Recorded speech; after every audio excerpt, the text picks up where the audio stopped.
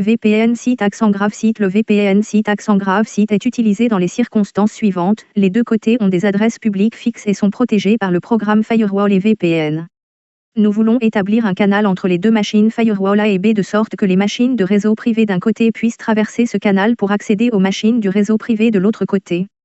Dans le diagramme ci-dessus, nous aimerions configurer les firewalls A et B de sorte que les machines C, D, E dans le réseau 192.168.2.0/24 puissent traverser les deux firewalls pour atteindre H, G, F dans le réseau 192.168.3.0/24.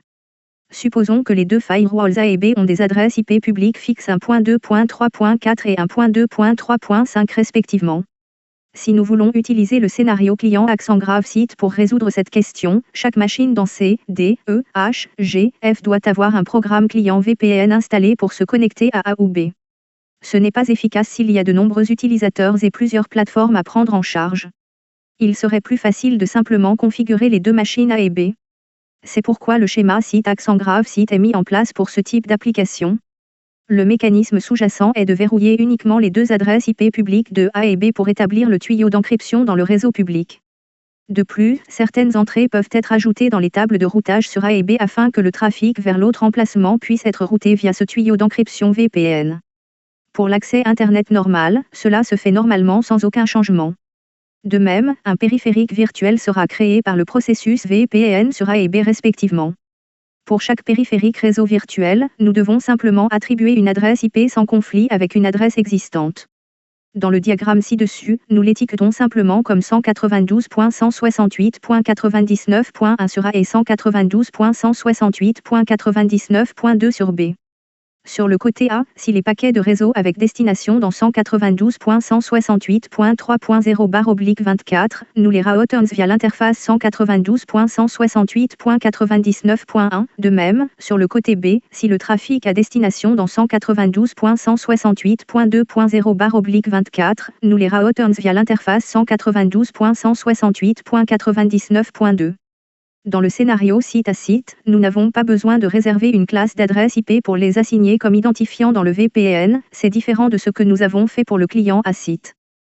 VPN site accent grave site clé. En comprenant ceci, il est plus facile de vérifier avec les écrans VPN des sites accent grave site pour la configuration. VPN site to site keys est pour la génération de clés. Si vous effectuez la génération de clés sur la machine A, n'oubliez pas d'apporter le fichier remote à la machine B afin que les deux côtés puissent utiliser des fichiers matchés. Lorsque les ensembles de fichiers sont générés d'un côté, l'autre côté doit utiliser l'ensemble de fichiers générés de ce côté.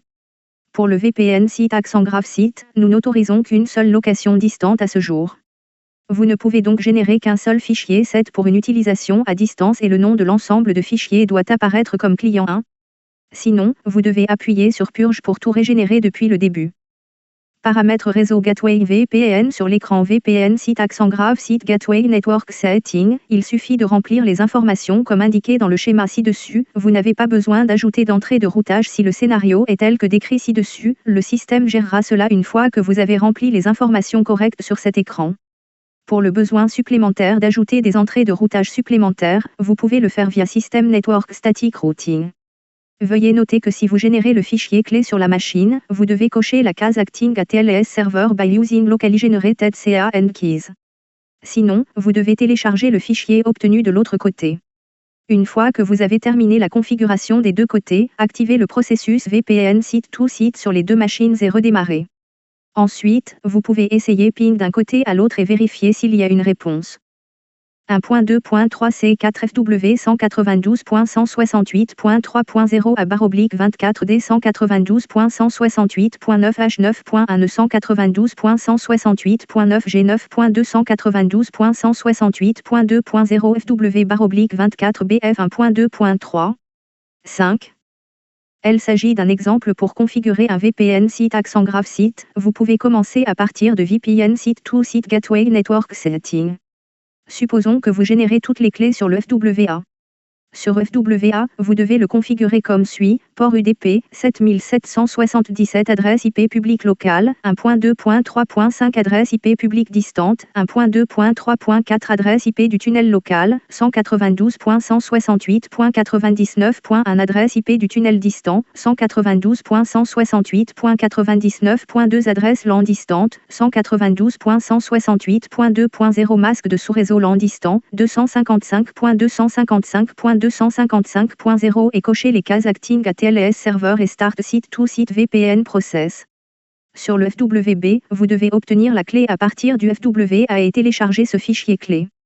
En plus de cela, la configuration sur le FWB doit être configurée comme suit, port UDP, 7777 adresse IP publique locale, 1.2.3.4 adresse IP publique distante, 1.2.3.5 adresse IP du tunnel local, 192.168.99.2 adresse IP du tunnel distant, 192.168.99.1 adresse LAN distante, 192.168.3.0 masque de sous-réseau LAN distant, 255.255.255.0 étage NE cochez pas la case Acting à TLS Server afin qu'il puisse agir comme TLS client.